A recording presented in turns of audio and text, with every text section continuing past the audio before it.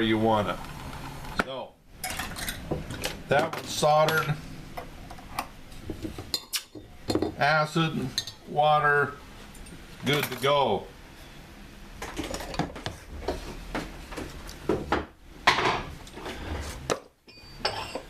This is a mandrel that I use for most of my work.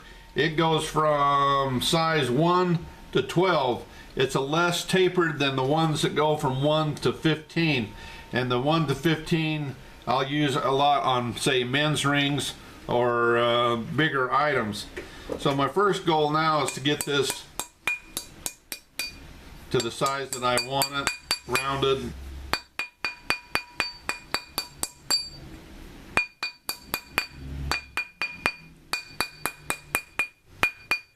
What I do is I put my finger on it to hold it in place so it's not zinging all over the place, and I apply tension pulling it down the mandrel as I go so that it will just keep going.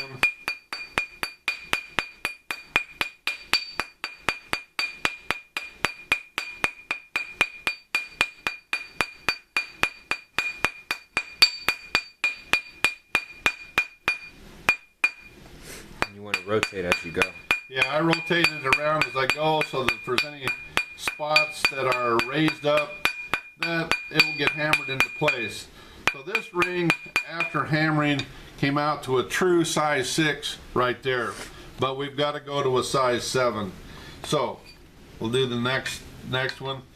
If this is so small that you can't get your mandrel in like this, set it on a wood surface or something. Tap it a little bit, round it out. Now I can get my mandrel on there and start the process on this one as well.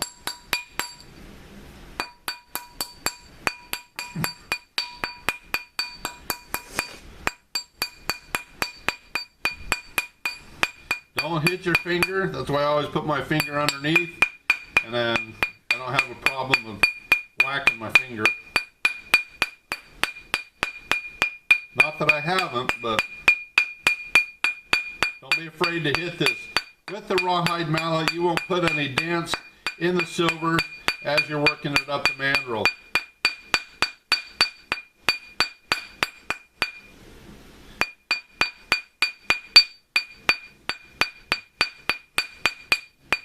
This one's just a little bit shorter, but not a problem. Now I want to clean everything up, and I start with the inside of the ring. You can use a half round file, which would be shaped like this, and file it if you like.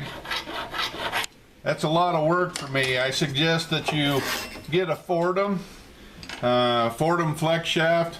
You can get others, you can get a Dremel and all of those, but truthfully speaking, a Fordham flex shaft is the top of the line for this kind of stuff that we're doing here, and it will last you 20 years too.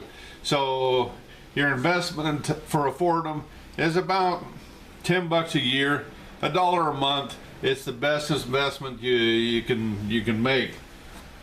I use heatless wheels at this point, and I usually keep 4 or 5. As I use them, they get smaller and smaller, so I like to have different sizes. When the smallest one runs out, I'll put a new one on, and then they just keep rotating so that I have the right size that I need to get into the places that I need them. If you do buy a Fordham, this is a quick change handpiece, which is wonderful if all of your shanks are the same. So I have 2 Fordhams. I have this style handpiece and the quick change. This one I use for most all of the work that I do. This one I use for, suppose I have a drill bit that is that big, it won't fit in here and hold, but it will in here.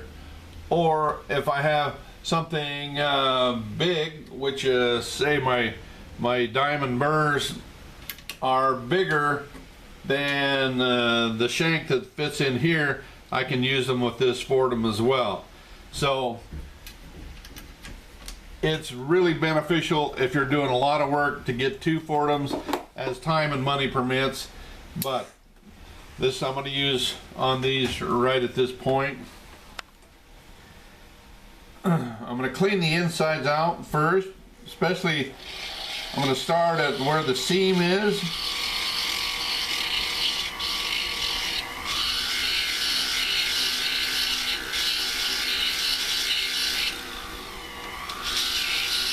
I want to take out any scratches or marks from the pliers or anything like that.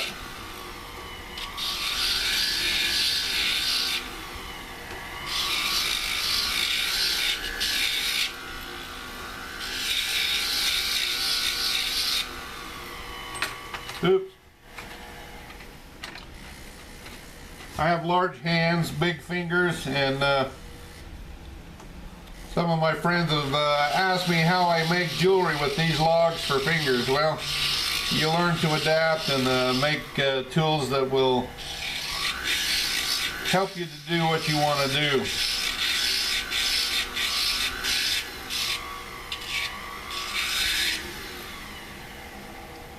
So I got that one nice and smooth on the inside now. I'll do the other one. Well, Jeremiah showed you that one.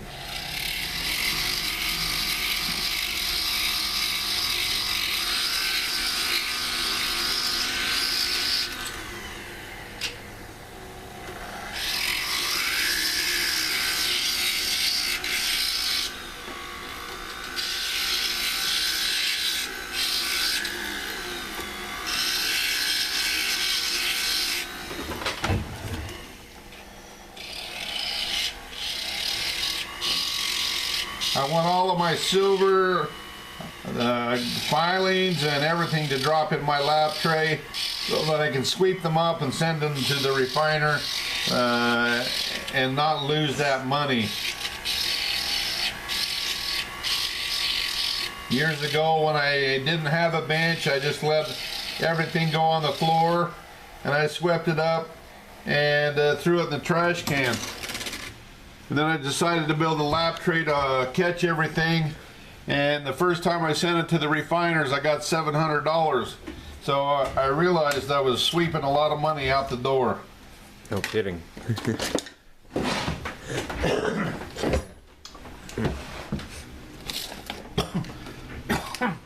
I use these files. These come from Harbor Freight. They're always in a blue package like this. And you can get all of these mixed pliers or files for under five bucks. And I probably use 3 of them, and the rest sit except for special occasions. So I use a flat one like this, or this one, which is flat but pointed at the tip. I've done a lot of these bands, and I have a place right here on my bench pin that holds them while I file them. So I wanted to start, and I'm rotating it as I go.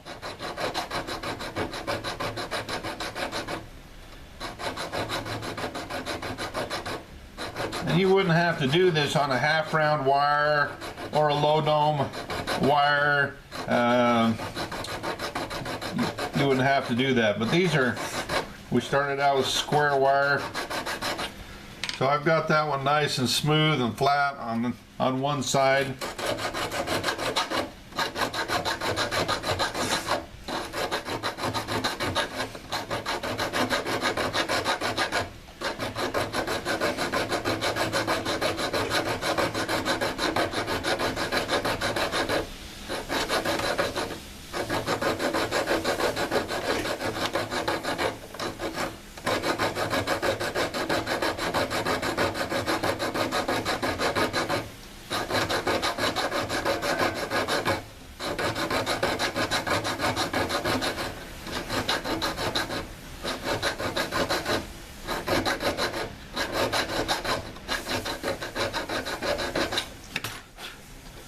Okay, now I got one side flat. What I like to do at this point on this particular type ring is bring it over to my anvil.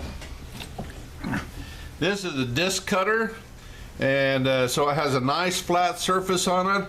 I'm going to place it on top of the ring and make sure it's a big enough disc cutter to cover the whole ring so that you don't put indentations in the ring as you stamp it. Couple of good whacks, and I've got that perfectly flat now.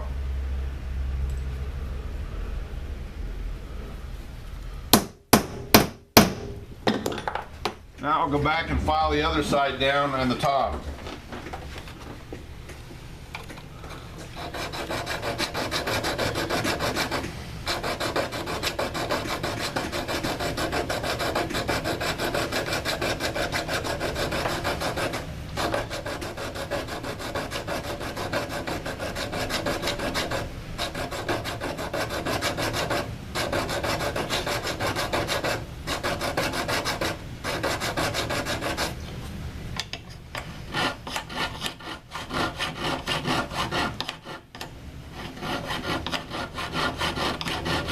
We like the top of these, I don't want the edges just perfectly sharp and flat, kind of just a rounded edge.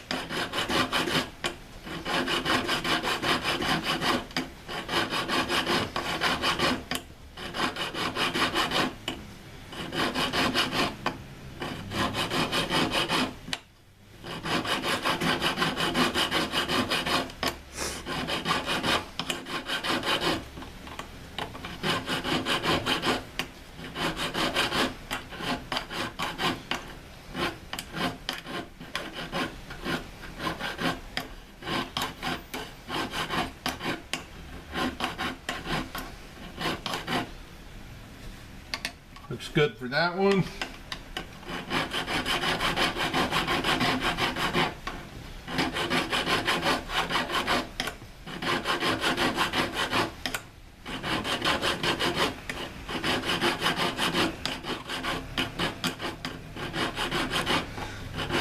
I like to use power tools whenever I can, but doing this particular step works the best with a file, unless you have a sanding drum, which I can show you later. But it's hard to hold in your fingers this small of an item for the power sanding drums.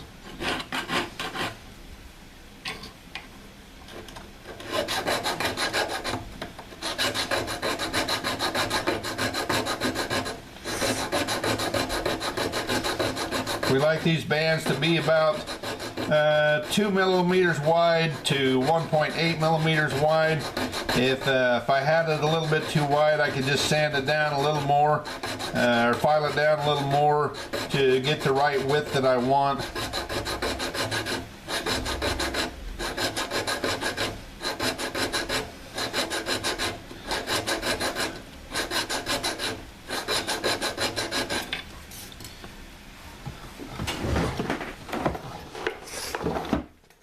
I use a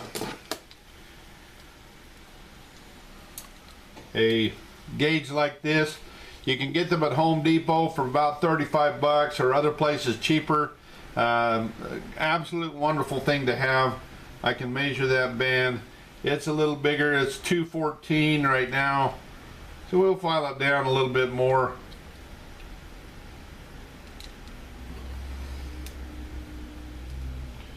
.211, somewhere in there. We want to get it maybe down to 2 millimeters, which we will do.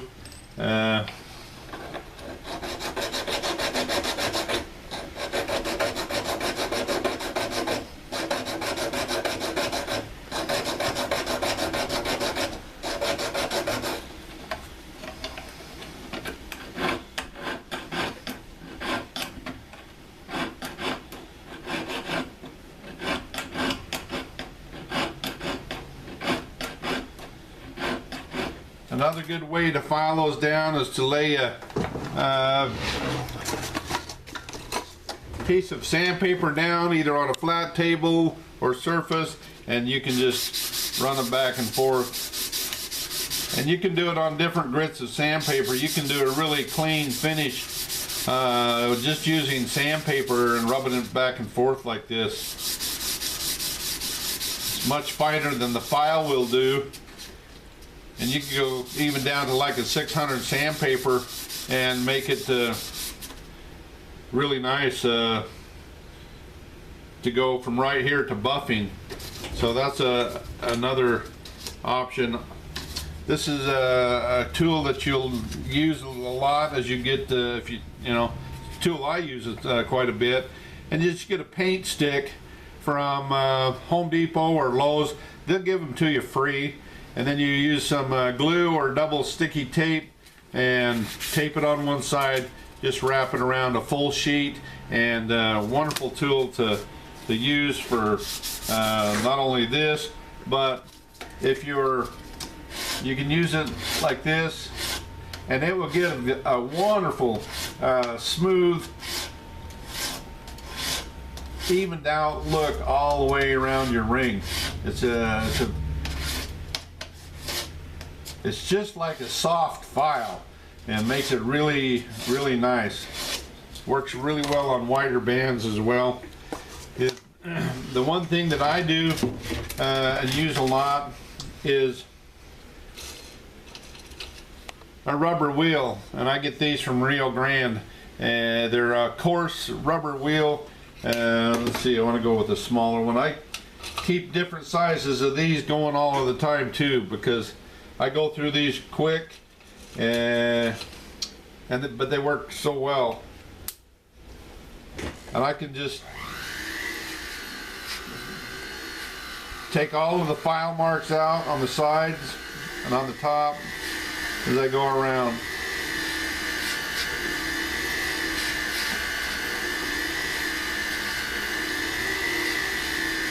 If I get these all smoothed out with this white wheel, I can go from straight from the white wheel to the polisher and have a good finished product.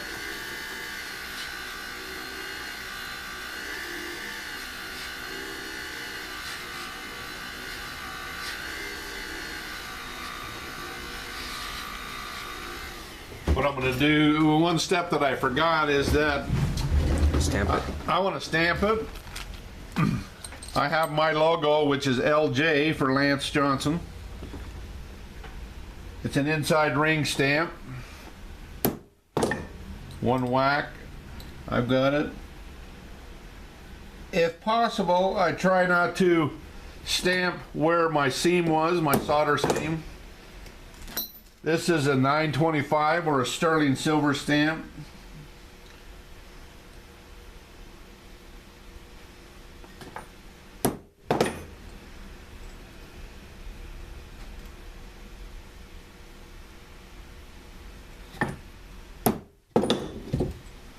Done.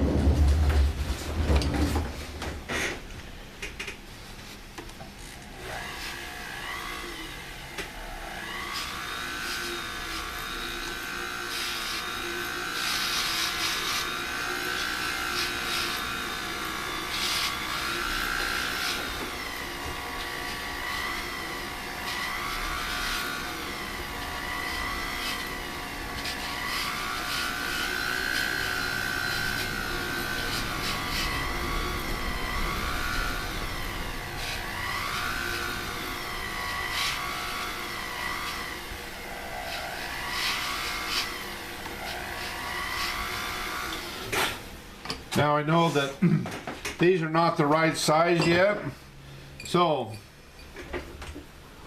I have two different size rawhide mallets. I can go to my big one and whack on it pretty good to bring it down up to what I want. If you got as far as you could go with this one, you could use a metal hammer and tap it. It will leave little indentations in that you'd have to file out afterwards, but it will take it up to where you need it to be. Fortunately, I have a ring stretcher.